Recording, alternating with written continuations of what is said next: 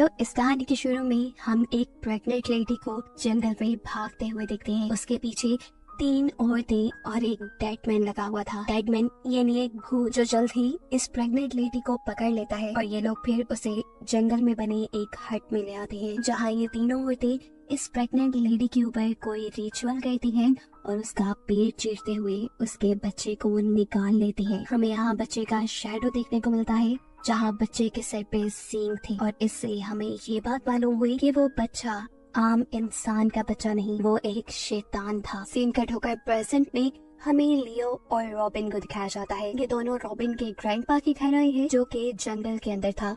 यहाँ के लियो को मालूम होता है कि रॉबिन के ग्रैंडपा एक बहुत बड़े शिकारी थे। उन्होंने बहुत से जानवरों के कटे हुए सर भी प्रिजर्व करके अपने घर पे लगाए हुए थे, जिसे देखकर लियो बहुत इम्प्रेस हो जाता है। यहाँ उसे रॉबिन की बचपन की बनाई पेंटिंग भी मिलती है, जिसमें रॉबिन एक शैतान के साथ खड़ी थी। लियो जब उससे इस पेंटिंग के बारे में पूछता है तो रॉबिन थोड़ी डिस्टर्ब होकर वहाँ से बाहर निकल जाती है। बाहर आने पे उसने देखा कि उनके वॉशरूम में एक जानवर मरा हुआ था। उसकी हालत इतनी खराब थी कि उसे देखते ही रॉबिन को उल्टी आ गई। यहाँ लियो आकर उस जानवर को उठाकर दफना देता है। इसके बाद ये लोग दोबारा अपने घर के अंदर चले जाते हैं और अचानक से इन्हें गोलियां चलने की आवाजें आती हैं। लियो जब बाहर जाकर चेक करता है तो वहाँ एक हंटर था और ये हंटर था रॉबिन के ग्रैंडपा का फ्रेंड। इस हंटर का नाम था आर्थर और आर्थर के पास इस टाइम उसकी बेटी अमेलिया भी थी। आर्थर लियो को बताता है कि ये लोग शिकार करने निकले थे और इन्होंने आज काफी शिकार करना था, क्योंकि गुजरते दिनों के साथ मौसम बदल रहा था और सर्दियाँ आने वाली थी। सर्दियों में कोई भी शिकारी शिकार नहीं करता। सर्दियाँ आते ही इस जंगल में से काफी सारे जानवर गायब हो जाते हैं।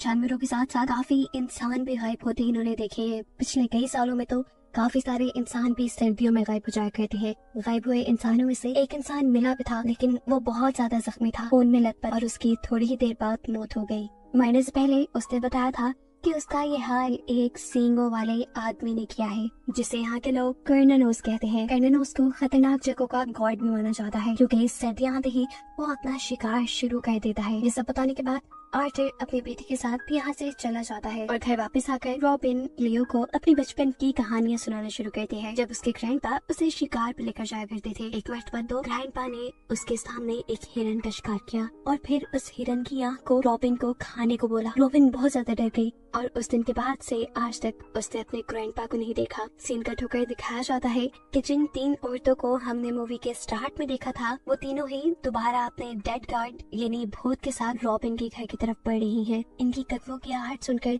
लियो जाग जाता है और बाहर एक टॉर्च लेकर चेक करने के लिए जाता है। रॉबिन भी उसके पीछे पीछे बाहर आ गई और इन्होंने यहाँ पे सबसे पहले उस लंबे से डेड गार्ड को देखा, जिसे देखते ही ये दोनों डर गए।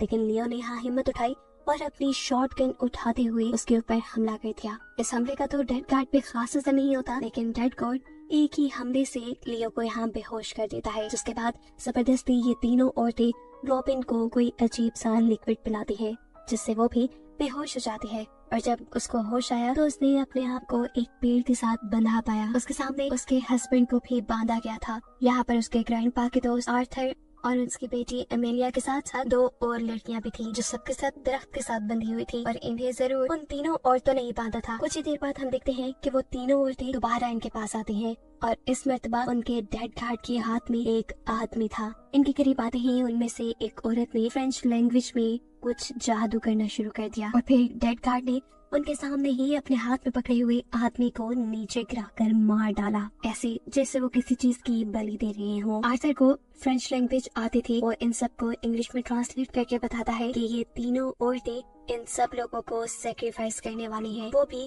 कर्ननोस के लिए। इन लोगों के पूछने पर कि ये तीनों औरतें कौन है, उनमें से बड़ी औरत बताती है कि हम तीनों बहनें हैं, हम लोग इस फॉरेस्ट की और यहाँ के जानवरों की हिफाजत करते हैं और हम कर्ननोस की पूजा करते हैं। कर्ननोस हमारा गॉड है, उसने ही इंसानों को शिकार करना सिखाया था। कर्ननोस के पहले शिकार से ही यहाँ पे दुनिया में पेड़ लगने लगे थे। ये औरतें बताती है कि कर्ननोस अब दोबारा आएगा और यहाँ इन सब लोगों का शिकार करेगा। ये कहते ही वो सब लोगों को यहाँ से आजाद कर देती है और सब लोगों को जंगल में अलग-अलग डायरेक्शन में भागने को कहती है, क्योंकि कर्ननोस अपने भागते हुए शिकार को शिकार किया करता था। इन लोगों के पास भागने के अलावा कोई और रास्ता भी नहीं था। ये लोग इस जंगल से भी नहीं निकल सकते थे, क्योंकि ये जंगल बहुत बड़ा था। जंगल से बाहर सबसे करीबी गांव भी 3 दिन के फासले पे दूर था। ये लोग जब अलग-अलग हो जाते हैं तो आर्थर अपनी बेटी अमेलिया को ढूंढने लग जाता है, जबकि रॉबिन अपने हस्बैंड लियो को ढूंढने में लग गई थी। लेकिन यहाँ होता उल्टा है, आर्थर को लियो मिल जाता है जबकि रॉबिन को अमेलिया मिल जाती है। लियो आर्थर से यहाँ से बाहर जाने की बात करता है,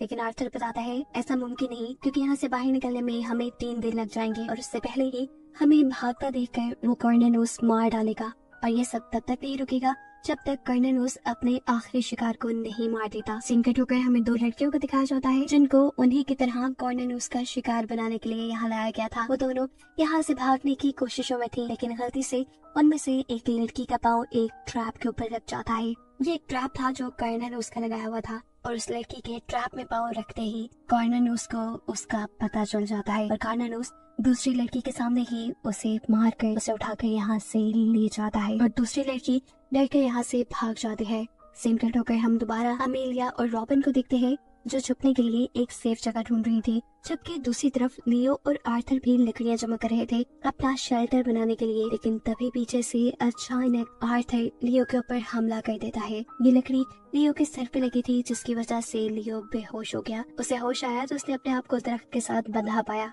ये सब आर्थर ने किया था, वो जान गया था। आर्थर यहाँ उसे कहता है कि मैं ये सब अमेलिया के लिए कर रहा हूँ, मैं एक हंटर हूँ, यानी खुद शिकारी हूँ, किसी का शिकार नहीं बन सकता। ये कहते ही आर्थर तो वहाँ से चला गया, लेकिन कुछ देर में कॉर्नेलियस की नजर लियो के ऊपर पड़ गई। वो सबसे पहले यहाँ लियो को खोलता है, उसे आजाद करता है ताकि लियो भाग जाए। और जब लियो भाग रहा था तो तब अचानक से उसने अपने तीर से लियो के कंधे के ऊपर वार करते हुए उसे मार डाला।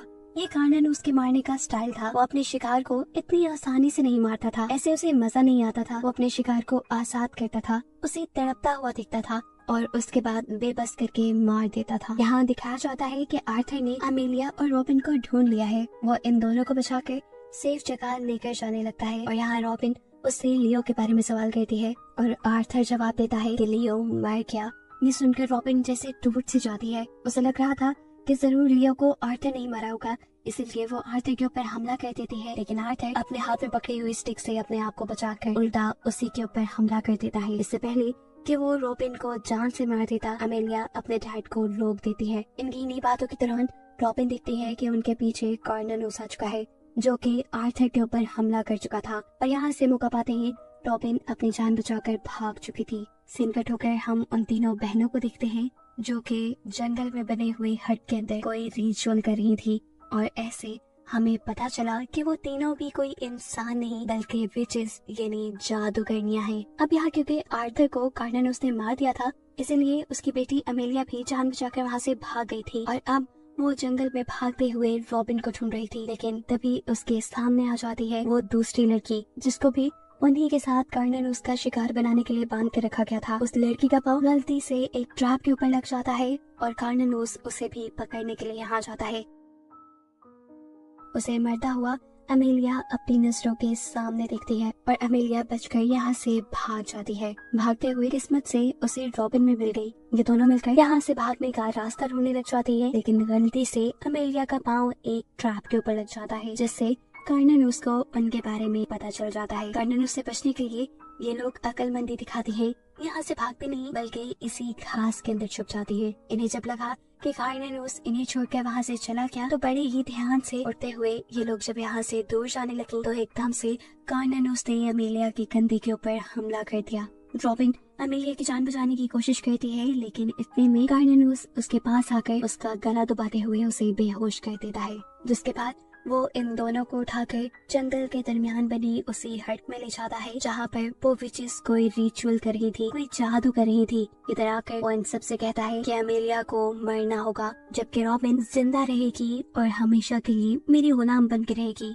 और इस चीज का वादा रॉबिन के ग्रैंडपा से करके गए थे। असल में रॉबिन के ग्रैंडपा भी कॉर्नेलियस को अपना गॉड मानते थे, वो उसकी पूजा करते थे और उससे इतने ऑब्सेस्ड थे कि उन्होंने वादा कर लिया कि उनके खानदान में पैदा होने वाली पहली लड़की को वो कॉर्नेलियस के हवाले कर देंगे, उसे कॉर्नेलियस का सर्वेंट बना देंगे। लेकिन रॉबिन की जान बचाने के लिए उसके डैड उसे यहाँ से ले गए, लेकिन आज फाइनली वो दोबारा कॉर्नेलियस के हाथ लगी गई। और अब क्योंकि रॉबिन यहाँ वापस आ चुकी थी तो उसे अब कॉर्नेलियस की 3 प्रोटेक्टिव विचेस में से एक बनना था। ये कहते ही कार्नानूस यहाँ अपनी एक पुरानी खड़ी हुई विच को जान से मार देता है और ये देखकर यहाँ पर जो इन तीनों लेडीज का डेड गार्ड था वो कार्नानूस के ऊपर हमला कर देता है। उसके हमला करने के बाद इन दोनों के दरमियान में लड़ाई शुरू हो जाती है।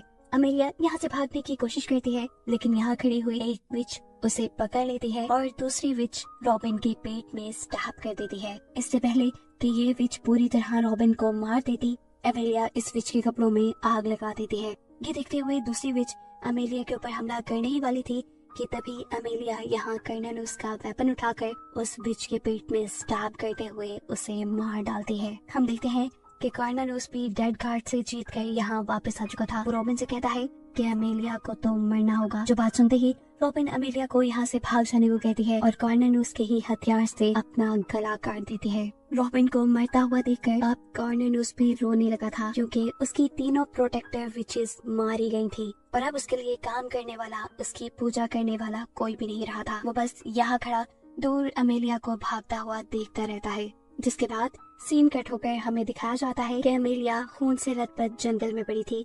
वो भी जिंदा थी जिसके ऊपर 3 शिकारियों की नजर पड़ जाती है और वो सही वक्त पे अमेलिया को रेस्क्यू करके अमेलिया की जान बचा लेते हैं। कहानी के आखिरी सीन में हमें बताया जाता है कि वो प्रेग्नेंट औरत जो मूवी के स्टार्ट में भाग रही थी उसी के जरिए इन तीनों विचेस ने कार्नानूस को पैदा किया था और अब क्योंकि तीनों विचेस मर गई थी इसीलिए कार्नानूस की कहानी भी यही खत्म।